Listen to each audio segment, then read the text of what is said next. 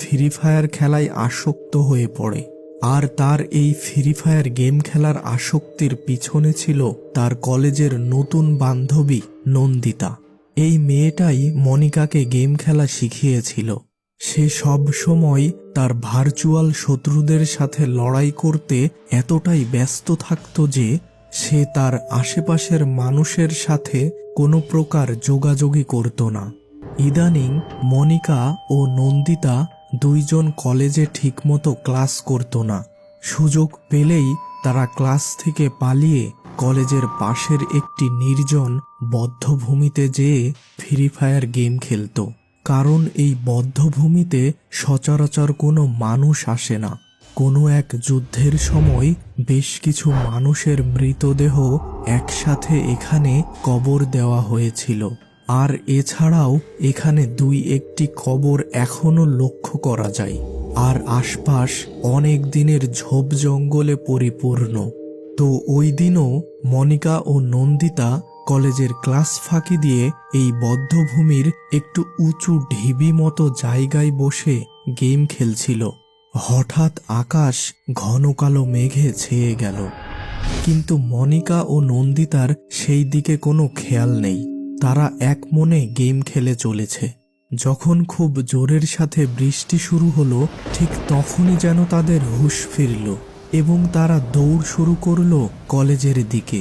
ওই রাতে খুব ঝড় বৃষ্টি হয়েছিল এবং অনেক গাছপালা ভেঙে পড়েছিল বৈদ্যুতিক তারের উপর, যার ফলে পরের দিন ওই এলাকায় কোনো প্রকার বিদ্যুৎ ছিল না। সকালে ঘুম থেকে উঠেই মনিকা দেখল তার ফোন চার্জের অভাবে বন্ধ হয়ে আছে, আর এই দিকে বিদ্যুৎও নেই। তার মেজাজটা যেন তখনই বিগড়ে গেল। আর ওই দিন সে কলেজেও গেল না। দুপুরের খাওয়া দাওয়া শেষ করে মনিকা ঘুমিয়ে গিয়েছিল, আর ঘুম ভাঙল ঠিক সন্ধ্যা 7টায়। এত সময়ে বিদ্যুৎ চলে এসেছে, আর মনিকা ঘুমানোর আগেই তার ফোনটি চার্জারের সাথে সংযোগ করে রেখেছিল, যার ফলে সে ঘুম থেকে উঠে ফোনে বেশ কিছুটা চার্জ দেখতে পেল এবং সে খুশি হয়ে আবার ফ্রি ফায়ার গেম খেলা শুরু করলো। প্রায় আধা ঘন্টা গেম খেলার পরও তার সাথে অনলাইনে খেলায় যোগ দিল না তার বান্ধবী নন্দিতা। এবার সে বেশ অবাক হলো এত সময়ে নন্দিতা কেন গেম খেলতে আসছে না দেখে। হঠাৎ তার গতকালের কথা মনে হলো। তারা দুইজনই বৃষ্টিতে ভিজে গিয়েছিল। নন্দিতার আবার জ্বর হলো না তো? হঠাৎ তার ফোনের গেমিং স্ক্রিনে একটি মেসেজ আসলো, তুমি কি সত্যিকারের ফ্রি ফায়ার খেলতে চাও? আর এই মেসেজটি এসেছিল শ্যাডো মাস্টার নামের আইডি থেকে। ভীষণ কৌতূহল ও উত্তেজনায় মনিকা স্ক্রিনের অ্যাকসেপ্ট অপশনে ক্লিক করে দেয়। সাথে সাথে তার ফোনের স্ক্রিন একদম সাদা হয়ে যায় এবং ফোন থেকে একটি সাদা আলো বেরিয়ে সম্পূর্ণ অন্ধকার ঘর সাদা করে ফেলে। সাদা আলো কমতেই মনিকা নিজেকে একটি ভাঙা শ্মশান মতো জায়গায় আবিষ্কার করল। চারিপাশ ছোট ছোট ঝোপঝাড় এবং বেশ কিছু কবর লক্ষ্য করা যাচ্ছে। মনিকা খুব ভয় পেল। হঠাৎ সামনের ঝোপে কি যেন একটা নড়ে উঠল। মনিকা, ওই দিকে যেও না। পিছন থেকে এমন কথা শুনে মনিকা বেশ চমকে উঠল। এবার সে পিছন ফিরে দেখল, আরে এ তো সোহম স্যার, সে তার কলেজের শিক্ষক। হঠাৎ একটা কথা মনে পড়তেই মনিকার বুকের ভেতরে ধপাস করে উঠল। 3-4 দিন আগেই কলেজে সে শুনেছিল টালা ব্রিজের কাছে সোহম স্যার বাইক অ্যাক্সিডেন্টে মারা গিয়েছে। মনিকা কিছু একটা বলতে যাবে এমন সময় সোহম স্যার বলল, আমি জানি তুমি কি বলতে চাও, কিন্তু দোহাই একটা কথাও বলো না, তাহলে তুমি আমাদের দুনিয়ায় চিরতরে চলে আসবে। এখানে সবাই মৃত, একমাত্র তুমি ছাড়া। সে হয়তো এখনই চলে আসবে, সাবধান, মুখ থেকে কোনো কথা বাহির করো না। এই কথা বলেই সোহম স্যার বাতাসে মিলিয়ে গেল। মনিকা খুব চিন্তায় পড়ে গেল।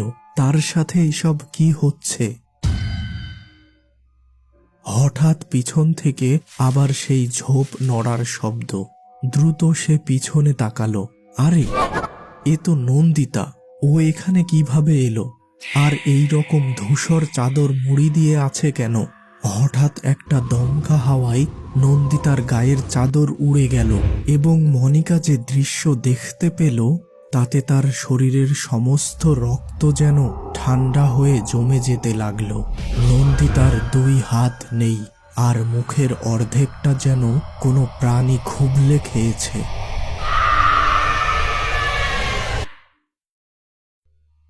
এদিকে মনিকার খোঁজ নিতে তার মা হৈমন্তী দেবী মনিকার রুমে প্রবেশ করে একেবারে হকচকিয়ে যান।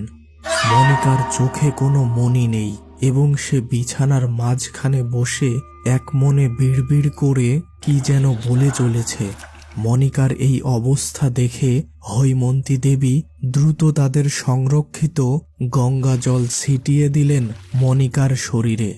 সাথে সাথে মনিকা বিছানায় অজ্ঞান হয়ে ঢলে পড়ল। এই ঘটনার পর হৈমন্তী দেবী তার পিতার কথা মতো তার মেয়েকে একজন শ্মশানচারী কাপালিকের কাছে নিয়ে যায়। তিনি তখন মনিকার কাছ থেকে সমস্ত কিছু শুনে বললেন, হায় হায়, তোরা ওই মেয়েটার কোনো খোঁজ খবর নিস নাই কেন? এখনই কিছু লোক পাঠা ওই বদ্ধভূমিতে। এখনো ওই শয়তানের ক্ষুধা মেটেনি। কিছু লোক যে ওই বদ্ধভূমিতে যা দেখল তাতে তাদের বুকের হৃদস্পন্দন বেড়ে গেল।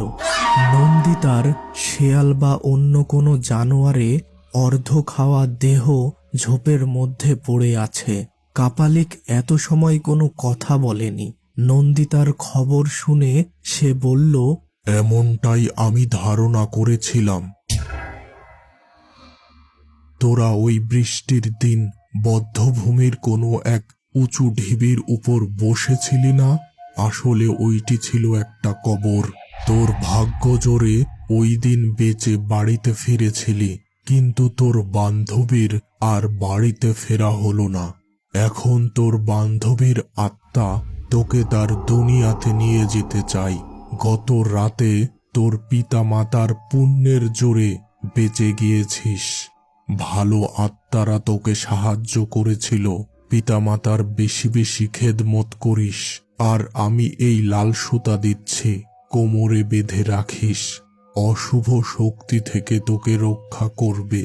আর হ্যাঁ, যত দ্রুত সম্ভব ওই নন্দিতা মেয়েটির পিণ্ড গঙ্গায় দান করার ব্যবস্থা কর।